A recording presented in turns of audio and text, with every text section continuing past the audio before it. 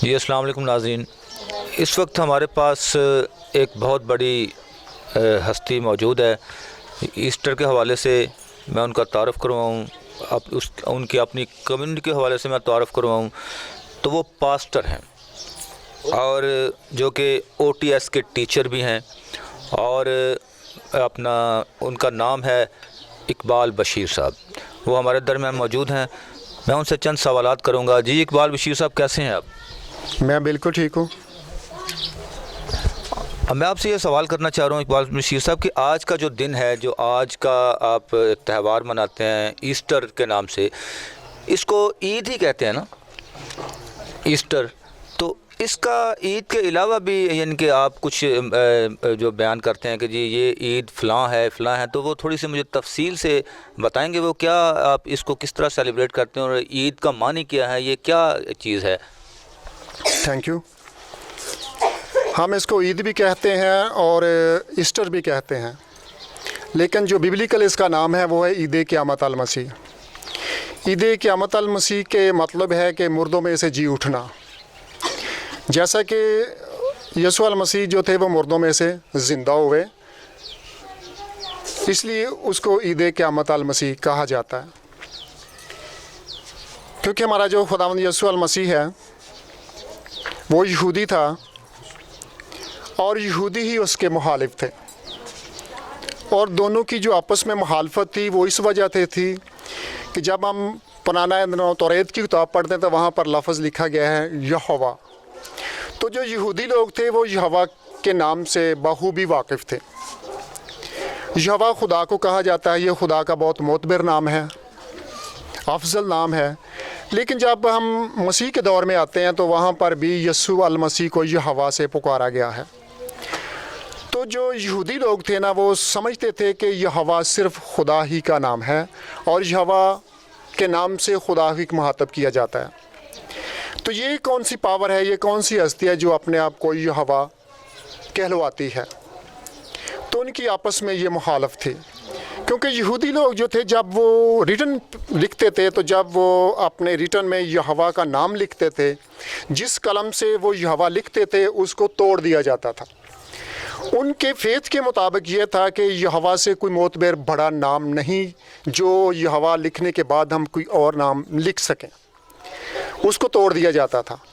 تو اس کی دہرائی جو ہے پرانے عہد نامہ سے توریت سے انجیل میں ہوئی، تو یہاں پر یسوع نے جب اپنے آپ کو یہوہ کہا تو انہوں نے اس کی مخالفت کی کہ یہ اپنے آپ کو خدا کے برابر تسلیم کرتا ہے، خدا کہلواتا ہے یا خدا جیسا ہے، یہ خدا جیسا ہے۔ تو ان کی یہ مخالفت یہودیوں کی اور یسوع المسیح کی یہ مخالفت ہوئی۔ یعنی کہ یہ دونوں آپس میں یہودی، یسوع مسیح بھی یہودی تھے اور ان کے مخالفین بھی یہودی تھے، وہ بھی یہودی تھے۔ تو وہ جو ان کا آپس میں یہ کیا تنازع تھا کہ وہ آپس میں لڑتے تھے، یعنی کہ وہ سب کچھ تھا، آپ نے بتایا بھی ہے، لیکن یعنی کہ مین ریزن کیا ہے اس کی؟ مین ریزن یہ ہے کہ اس سے علاوہ ایک اور بات ہے کہ یسوع المسیح جو تھے وہ مردوں کو زندہ کرتے تھے، اور دوسرے نمبر پر جو ان کی مخالفت کا بنیادی رکن تھا، لفظ تھا، وہ یہ تھا کہ توریت میں یہ بھی لفظ لکھا ہوا ہے کہ جب موسیٰ کا دور تھا تو موسیٰ کو خدا نے بھیجا، فرعون نے بھیجا مصر میں کہ جا کے تو اپنے لوگوں کو آزاد کروا۔ تو جب بھی وہ جاتا تھا تو وہ پوچھتا تھا موسیٰ کہ میں فرعون کو جا کر کیا جواب دوں کہ مجھے کس نے بھیجا ہے؟ تو مختلف نام جو تھے وہ خدا اس کو بتاتا تھا، آج مجھے رب العالمین نے بھیجا ہے، خدا نے بھیجا ہے، رب نے بھیجا ہے، آقا نے بھیجا ہے۔ تو جب اس نے ایک دفعہ اس کو بچایا کہ آپ تو جا کے ان کو کہنا کہ میں جو ہوں سو ہوں اس نے مجھے بھیجا ہے، میں جو ہوں سو ہوں اس نے مجھے بھیجا ہے، تو اس کا مطلب کریکٹ خدا نے مجھے بھیجا ہے۔ تو یہی الفاظ ہم جب چیک کرتے ہیں اناجیل میں آ کر تو وہاں پر یسوع بھی کہتا ہے کہ میں جو ہوں سو ہوں، وہ ڈائریکٹ حکم دیتا تھا کہ میں تم کو یہ حکم دیتا ہوں۔ جب اس نے اس لفظ کو استعمال کیا کہ میں تجھ کو حکم دیتا ہوں تو یہودی وہ فوراً وہاں پر گئے، تو انہوں نے کہا کہ یہ تو خدا کے برابر اپنے آپ کو سمجھتا ہے۔ ان کی مخالفت کی وجہ بنیادی یہ تھی۔ اچھا اقبال صاحب، مجھے یہ بتائیں کہ یسوع مسیح کو صلیب پر کیوں چڑھایا گیا؟ یسوع مسیح کو صلیب پر کیوں چڑھایا گیا، یہ بہت اچھا آپ نے سوال کیا ہے کہ یسوع کا صلیب پر چڑھنا ہمارے لیے کیوں ضروری تھا۔ تو جب ہم بیک پہ چلے جائیں نا، سٹارٹ میں جب خدا نے آدم اور حوا کو بنایا تو اس کو ایک ایسے مقام پر رکھا جس کا نام تھا باغ عدن. تو وہاں پر خدا نے ان کے درمیان ایک حکم رکھا تھا کہ یہ کام بھی تم کر سکتے ہو، یہ بھی کر سکتے ہو، لیکن ایک حکم دیا کہ تم ایک درخت تھا اس کا پھل ہرگز نہ کھانا. تو ان سے یہ مسٹیک ہوئی، غلطی، انہوں نے وہ پھل کو کھا لیا اور خدا کے حکم کو توڑ دیا اور خدا کے نافرمان ہوئے، اور خدا نے ان کو جنت سے، باغ عدن سے آؤٹ کر دیا، باہر نکال دیا. جب باہر نکال دیا تو پھر خدا جو تھا وہ پریشان ہوا، معلول ہوا، اس پر سوچنے ہوا، رنجیدہ ہوا کہ میں جس آدم سے، جس انسان سے، جس کو میں نے بڑے پیار سے، محبت سے، اپنے ہاتھوں سے بنایا ہے، میں نے اس کو باغ سے نکال دیا، جنت سے نکال دیا ہے. تو خدا نے سوچنا یہ شروع کر دیا کہ اب کوئی ایسا شخص ہو جو آدم کی اور میری آپس میں جو ہے صلح ہے وہ کروا سکے. تو پھر خدا نے زمین پر نبیوں کا سلسلہ شروع کیا. وقفے کے ساتھ زمین پر نبی آتے رہے، معتبر نبی آتے رہے جو یہی تعلیم دیتے تھے صلح اور سلامتی کی، لیکن جو اصل مقصد تھا خدا کا اس کو وہ پورا نہ کر سکے.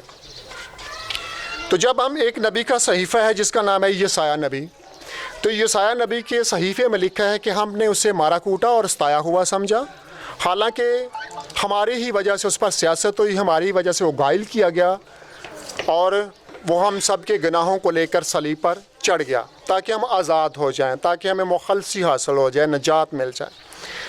تو بائبل ہمیں یہ بتاتی ہے کہ جب تک کوئی ایسا برا نہ ملے جو بے عیب ہو، جس کی زندگی میں کوئی گناہ نہ ہو، جس کی زندگی میں کسی قسم کا چھل نہ ہو، کوئی فریب نہ ہو، کسی قسم کی کوئی ایسی چیز نہ ہو، اس کو تلاش کیا جائے یا اس کو سامنے لایا جائے جو پوری قوم کے لیے اپنا لہو بہا سکے، اور وہ لہو ایسا بہائے تاکہ ساری قوم جو ہے وہ آزاد ہو جائے، نجات کو حاصل کرے. اور جو آدم کی اور خدا کی آپس میں وہ لڑائی جھگڑا تھا، نفرت تھی، اس کو بھی پورا کیا جا سکے. اس لیے یسوع کو یہ بھی کہا جاتا ہے بنائے عالم سے ذبح کیا ہوا برا، جو جہان کے گناہوں کو اٹھا لے جاتا ہے. تو یسوع کو جب یہ دیکھا گیا کہ خدا نے کہ اس کے علاوہ کوئی ایسی شخص، ایسی ہستی، ایسی پاور زمین پر نہیں جو بے گناہ ہو، تو یسوع کا چناؤ ہوا کہ وہ صلیب پر اس کو چڑھا دیا جائے. تو میں آپ کو یہ بتا رہا ہوں کہ اس وقت جو صلیب کی موت تھی یہ صرف اور صرف یسوع کے لیے نہیں تھی، بلکہ یسوع سے جو پہلے کے لوگ تھے ان کو بھی صلیب پر چڑھایا جاتا تھا، جن کا گناہ اتنا مطلب کہ برا ہوتا تھا، بھیانک ہوتا تھا، ان کی یہ سزا ہوتی تھی کہ ان کو صلیب پر چڑھا دیا جائے. اور یسوع کو صلیب پر چڑھانے کے لیے انہوں نے بہت سے جال بچھائے کہ کس طرح اس کو اپنی لپیٹ میں کیا جا سکتا ہے. تو ان کے ساتھ پاس کوئی ایسا جواز نہیں تھا کہ جس کی وجہ سے یسوع کو اتنی اذیت ناک سزا دی جاتی. جواز ان کو یہی ملا کہ یہ اپنے آپ کو خدا کے برابر سمجھتا ہے، یہ غلط کرتا ہے، اس کو ایسا نہیں کرنا چاہیے، خدا الگ چیز ہے، یہ الگ چیز ہے. لیکن اسی بنیاد پر اسے یہ اس پر فتویٰ دے دیا گیا کہ اس کو صلیب چڑھایا جائے. تو میں آپ کو بتا رہا ہوں کہ یہ جو صلیب کی سزا ہے یہ یسوع سے پہلے کی ہے. یسوع زمین پر بھی نہیں تھے، اس سے پہلے بھی بہت سے لوگوں کو صلیب پر چڑھایا گیا، اور ایک بادشاہ روح زمین پر گزرا ہے جس نے یہ سزا کو کنفرم کر دیا مکمل طور پر کہ جو یہ ایسا بھیانک گناہ کرے گا اس کی سزا یہی ہوگی کہ اسے صلیب پر چڑھایا جائے.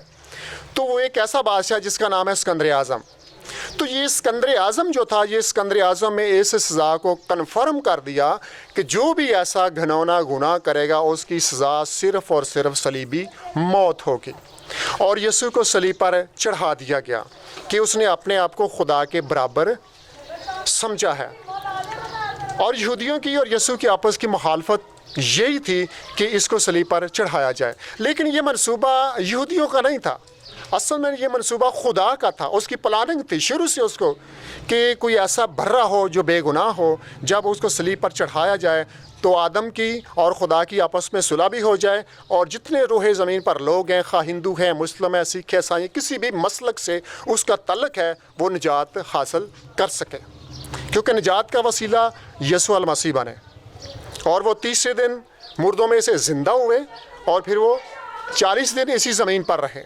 40 दिन के बाद उन्होंने आसमान की तरफ का रुख किया, 40 दिन के बाद फिर आसमान पर चले गए। तो मैं आपको ये बता रहा हूँ, जो मुझे सुन रहे हैं, देख रहे हैं, कि बाज़ जो कलीसिया हैं, कांग्रीगेशंस हैं या पास्टर साहबान हैं, वो ये समझते हैं कि यीशु 3 दिन कब्र में रहे थे। तो मैं उनको ये बता रहा हूँ कि यीशु 3 दिन कब्र में नहीं रहे थे, बल्कि यीशु 1 मिनट भी कब्र में नहीं रहा था। क्योंकि आप जब रसूलों का अकीदा चेक करते हैं तो वहाँ पर लिखा है कि यीशु फ़ौरन आलम अरवा में उतर गया, बरगज़ में उतर गया। यानी कि यीशु को जब कब्र के अंदर रखा गया तो वो फ़ौरन पताल में चला गया, जहाँ पर वो कैदी रूहें थीं जो अबलीस के कब्ज़े में थी। अबलीस ने उनको कैद कर रखा हुआ था, तो यीशु अल मसीह फ़ौरन वहाँ गए और कैदी रूहों को भी उसने आज़ादी दी, छुटकारा दिया। और फिर वो 40 दिन ज़मीन पर रहे। और ये बाइबल की एक हिस्ट्री हमें ये बताती है कि जब यीशु 40 दिन ज़मीन पर रहे तो हर रोज़ वो आसमान पर आया जाया करते थे। रोज़ाना ज़मीन पर आते, फिर आसमान पर जाते, फिर ज़मीन पर आते, फिर आसमान पर जाते। खुदा से, अपने बाप से वो राब्ता रखते, उससे सलाह मशवरा करते कि अब मुझे मज़ीद और कौन सा काम करना बाकी है। तो उससे वो पूछते, फिर ज़मीन पर आते, फिर आसमान पर जाते। तो जब लास्ट दिन था, 40 दिन पूरे मुकम्मल हुए, तो 40वें से दिन यीशु अल मसीह जो थे फिर आसमान पर गए। तो बाइबल की हिस्ट्री हमें ये बता रही है कि आखिरी 40वें दिन यीशु 10 घंटे आसमान पर ठहरे, 10 घंटे आसमान पर ठहरे, और खुदा की और यीशु अल मसीह की आपस में मतलब मीटिंग हुई, बातचीत हुई। तो फिर 10 घंटे के बाद यीशु फिर ज़मीन पर आए। जब यीशु ज़मीन पर उतरे तो फिर उसने अपने जो उसके शागिर्द से उनको जमा किया कि अब ये वक्त है कि मैं आसमान पर जा रहा हूँ। तो आखिरी जो पॉइंट है वो है ये कि जब वो जाने वाला था तो यीशु अल मसीह के जो शागिर्द थे उन्होंने पूछा कि ए उस्ताद, तू हमसे अलग हो रहा है, हमसे जुदा हो रहा है, तू आसमान पर जा रहा है, जब हम कभी तुम्हें याद करें, हमें आपकी याद आए, तो हम आपको कैसे पुकार सकते हैं, हम आपको कैसे याद कर सकते हैं। तो हमारे जो यीशु अल मसीह थे उन्होंने उसको बताया कि जब मैं आसमान पर चला जाऊंगा, आपसे अलहदा होऊंगा, तो उन्होंने कहा कि तुम मुझे पुकार सकते हो, तुम मुझे ऐसे पुकारना कि ए हमारे बाप तू जो आसमान पर है। उसने कहा कि तुम मुझे बाप के नाम से पुकारना, क्योंकि मैं तुम्हारा बाप हूँ। मुझे खुदा नहीं कहना, मुझे नबी नहीं कहना, मुझे यीशु अल मसीह नहीं कहना, बल्कि मुझे बाप कहना है। और बाप वो पावर होती है कि उसका बेटा जितना भी गुनाहगार हो वो फ़ौरन अपने बाप की गोद में चला जाता है। मेरा एक बेटा है, वो सामने खड़ा है, अगर मैंने अच्छे कपड़े पहने हों, किसी अच्छी जगह पे बैठा हूँ, लेकिन उसके दिल में किसी किस्म का डर नहीं है, खौफ नहीं है, वो बिला झिझक जैसा भी है, उसके जिस्म पर मिट्टी है, गंदा है, जैसा भी है, वो फ़ौरन मेरी गोद में आ जाएगा, क्योंकि वो मेरा बेटा है। तो यीशु अल मसीह ने यही सिखाया है कि जब तुम मेरे पास आओ तो मुझे नबी नहीं कहना, मुझे यीशु अल मसीह नहीं कहना, मुझे खुदा नहीं कहना, बल्कि बाप कहना है। और बाप वो हस्ती होती है जो सारे गुनाहों को लपेट लेता है और अपने बेटों को, बच्चों को सीने से लगाता है। ये शान थी, ये काबिलियत मेरे यीशु अल मसीह में थी कि उसने हमें ये मर्तबा दिया, ये हमें वो मतलब फैसिलिटी दी कि आप मुझे बाप कहकर पुकार सकते हैं। तो आज हम उसे बाप कहकर पुकारते हैं क्योंकि वो हमारा आसमान पर रहने वाला बाप है। और उसने हमारे साथ जो लास्ट मैं बात कर रहा हूँ, उसने वादा कर रखा है कि अब मैं फिर आने वाला हूँ, जब मैं फिर आऊँगा तो मैं तुम्हें भी अपने साथ ले जाऊँगा, जहाँ बाप है वहाँ बेटे भी रहेंगे। आमीन। थैंक यू, शुक्रिया जी, बहुत बहुत शुक्रिया इकबाल बशीर साहब आपका, आपकी तशरीफ़ आवरी का बहुत बहुत शुक्रिया। जी नाज़रीन, हम इसके साथ ही इजाज़त चाहेंगे। अल्लाह हाफ़िज़।